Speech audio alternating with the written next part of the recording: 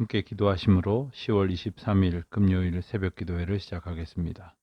하나님 아버지, 주님의 은혜를 감사합니다. 주님의 이름을 찬양합니다. 오늘도 저희 가운데에 영광과 경배를 받으실 주님께서 저희에게 말씀하시고 저희에게 그 뜻을 일깨워 주시는 그 크신 사랑을 인하여 감사와 찬송과 영광을 주님께 올려드립니다. 어지러운 세상을 어리석은 인생들이 살아가며 날마다 부딪히는 수많은 문제 앞에서 주님의 말씀을 통하여 답을 얻게 하시고 또 길을 발견하게 하시고 또 두려움과 불안을 물리치고 주님이 주시는 평강으로 운전하게 하여 주신 것을 감사드립니다. 아버지여, 우리를 오늘도 지켜주시옵시고 말씀으로 새롭게 하여 주시옵소서.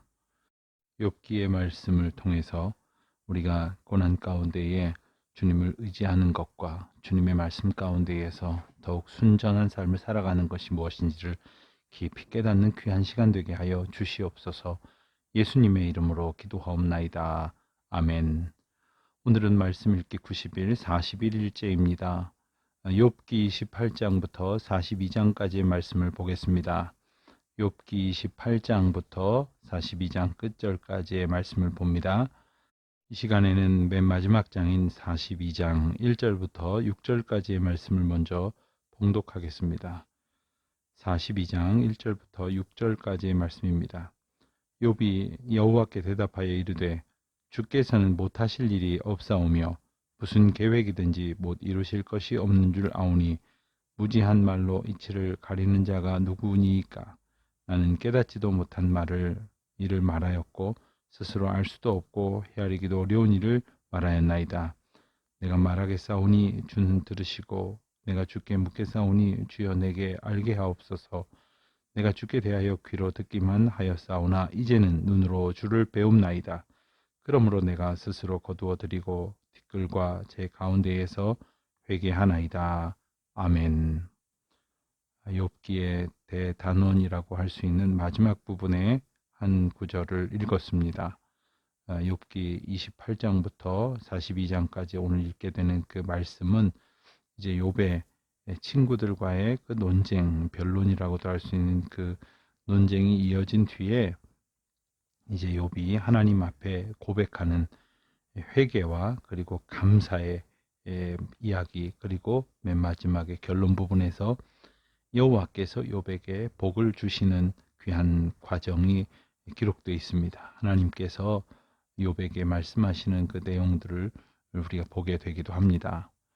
욥기를 통해서 우리가 때로는 좀 어렵게 생각하고 지루하게 생각하기 쉬운 이유는 이 욥과 그 친구들 사이에 긴 논쟁이 아주 많은 부분을 차지하고 있다는 것입니다. 그렇지만 여러분, 그것이 나에게 논쟁하고 있는 누군가의 대화다라고 한번 생각해 보시고 오늘 그 글을 읽으시기를 한번 바랍니다. 우리에게 이런 마음이 있다고 하는 것을 깨닫게 될 것입니다. 또 우리에게 이러한 의문이 있다는 것, 우리에게 이런 불만이 있다고 하는 것도 깨닫게 될 것입니다.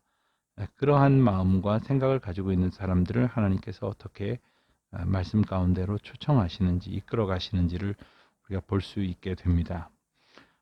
오늘 내용 가운데에서 우리는 먼저 이제 28장부터 31장까지에서는 이제 욥의 변론을 보게 됩니다. 욥의 변론의 핵심은 구원의 지혜에 대한 의문과 의인의 고난에 대한 의문, 이 두 가지입니다. 욥은 이 세 친구들과 이 크게 세 단락의 논쟁을 마치고 나서 지혜를 구하게 됩니다. 지혜를 찾기 시작합니다. 그것은 죄와 교만과 회복에 대한 논쟁의 해답이 성경이 말씀하시는 지혜에서 오기 때문임을 알았기 때문입니다. 그 지혜는 땅에서 찾을 수가 없는 겁니다. 돈을 주고 살 수도 없으며 어디 가서 배울 수도 없는 것입니다. 그 가치는 너무나 크고 놀라워서 값을 정할 수도 없는 것입니다. 그렇지만 하나님께서는 오직 하나님 당신만이 지혜가 무엇인지, 어디에서 어떻게 기원하는 것이며 어디로부터 오는 것인지를 아시기에 우리로 하여금 주를 경외함이 지혜요 악을 떠남이 명철이라 이렇게 말씀하시는 것입니다. 그 지혜에 대한 해답이 바로 하나님을 우리 마음 가운데 모셔드리고 살아가는 것이고, 하나님이 일러주시는 말씀 앞에 늘 순복하는 것입니다. 그래서 바로 예수님께서 오신 것 아닙니까? 우리의 죄를 용서하시고 구원하시기 위하여 번제로 드려지신 예수 그리스도를 우리가 마음에 품을 때에 정말 하나님과의 화해가 이루어지고 하나님과의 일체가 가능해지는 것입니다. 그리고 그로 인하여 우리가 비로소 하나님의 지혜를 얻게 되는 것입니다. 세상의 보물은 땅에 있다고 생각할런지 모르지만, 세상의 귀한 것들은 이 세상에 널려 있다고 생각할런지 모르지만, 하늘의 신령한 진리는, 구원의 은혜는 하늘의 보물이 되시는 그리스도께 속하여 있다. 이것을 잊지 말아야 합니다. 이제 욥은 나름대로 의롭게 살았다고 생각했던 과거를 회상하며 현재 자신에게 닥쳐온 고난에 대해서 의문을 품습니다. 이것이 29장 30장의 내용입니다.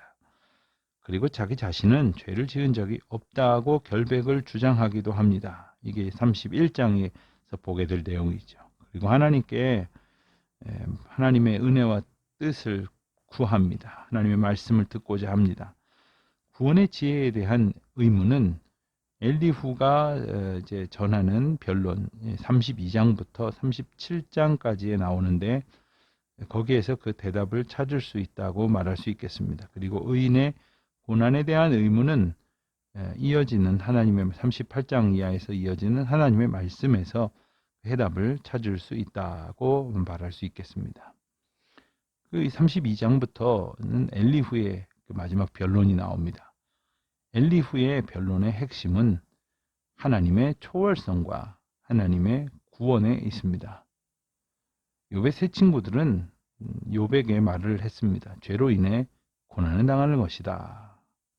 그래서 욥을 위로하기보다는 책망했습니다. 그들은 하나님이 통치하시는 세상에서 죄 없는 의인이 고난받는 것은 부당하기 때문에 욥이 분명히 숨겨진 죄로 인해서 고난을 당한다, 이렇게 생각을 했습니다. 여러분, 우리가 이 세상을 살아가면서 인과 응보다 이런 말을 하고 또 듣지 않습니까?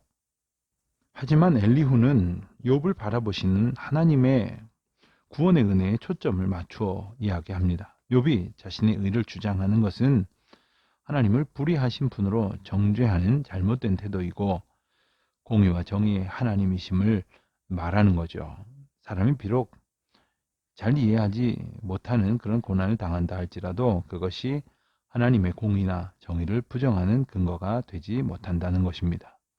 하나님은 언제나 우리보다 언제나 그 생각과 그 계획이 크시고 분명하시며 온전하신 분이시기 때문입니다.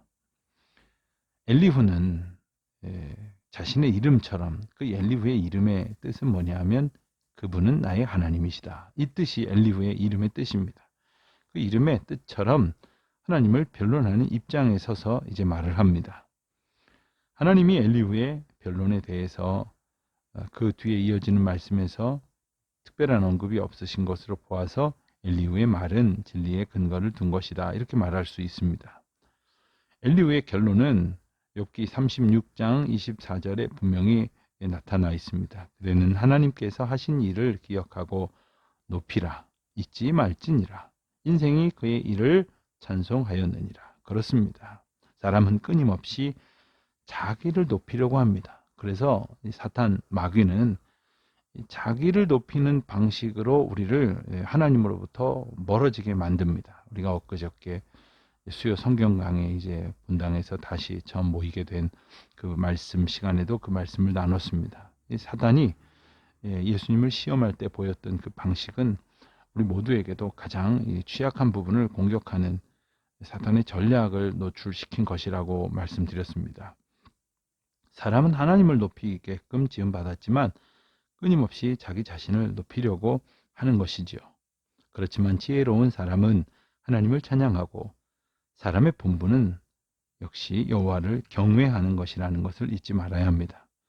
그러므로 하나님에 대한 자신의 변론, 그 변론을 하는 욥에게 엘리후는 진리의 메시지를 선포하는 것입니다. 욥의 친구들이 율법적인 정죄를 했다면 엘리후는 중보자와 대속물을 통한 회복의 복음을 전했다. 이렇게 말할 수 있습니다. 이 복음은 그리스도가 번제로 대속물이 되셔서 구원하시는 것을 뜻합니다. 하나님이 사람에게 질병과 고통을 주시는 이유는 생명의 빛이신 예수 그리스도를 비추시려는 것입니다. 또한 생명의 빛이신 그리스도는 사람을 의롭게 하시기 위해 지혜가 되셔서 깨닫게 하십니다. 그러므로 하나님에게 의롭다함을 얻는 법을 깨닫는 자는 지혜를 얻은 자가 되는 것이죠. 자, 이제 욥기의 맨 뒷부분 대단원에 해당이 되는 38장부터 42장까지의 말씀은 주로 하나님의 말씀이 기록되어집니다. 엘리후의 이제 마지막 변론이 끝나자 하나님께서 폭풍우 가운데 나타나십니다. 하나님께서는 욥의 변론에 대한 답변을 욥기 40장 8절에서 이렇게 말씀하십니다. 내 의를 세우려고 나를 악하다 하겠느냐. 인간이 끊임없이 자기의 의를 드러내면 드러낼수록 다른 모든 사람들, 특히 하나님을 의롭지 못하다고 정죄하는 어리석고 큰 잘못을 저지르게 됩니다. 의에 대한 기준이 사람의 행위에 있는 것이 아니고 하나님의 은혜에 있기 때문임을 강조하십니다. 그것은 그리스도를 믿음으로 의롭다함을 얻는 은혜의 말씀을 우리로 상기하게 하십니다. 인간이 겪는 고난의 근본적인 원인은 바로 죄입니다. 그리고 그 해결책은 바로 속죄입니다. 구약의 대표적인 의미가 바로 번제이지요. 번제물을 통해서 우리의 죄를 사하시게 하신 하나님의 그 은총은 예수 그리스도께서 십자가에서 단번에 죽으심으로 대속하셔서 우리를 구원의 은혜 가운데 살게 하십니다. 그것이 하나님의 메시지이고 욥에게 고난을 통해서 깨우쳐 알게 하시는 하나님의 분명하신 뜻입니다.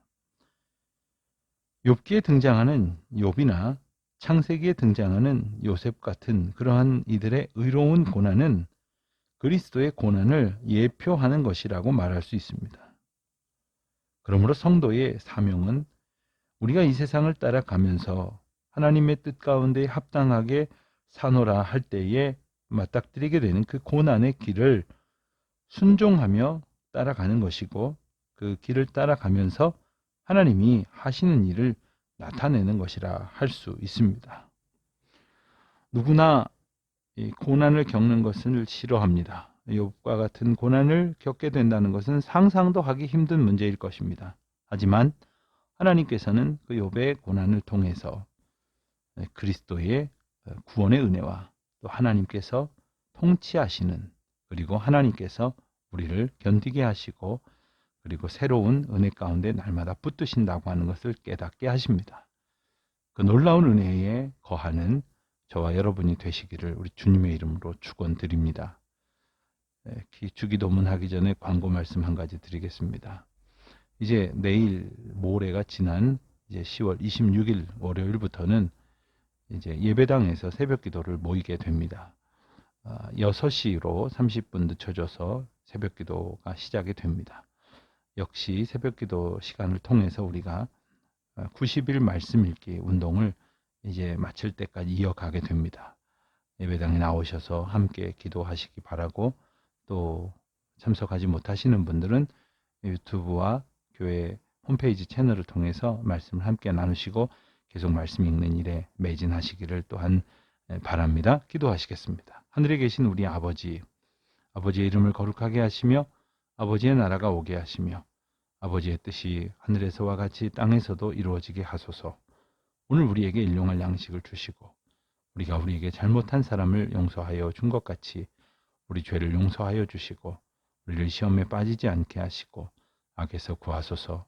나라와 권능과 영광이 영원히 아버지의 것입니다. 아멘.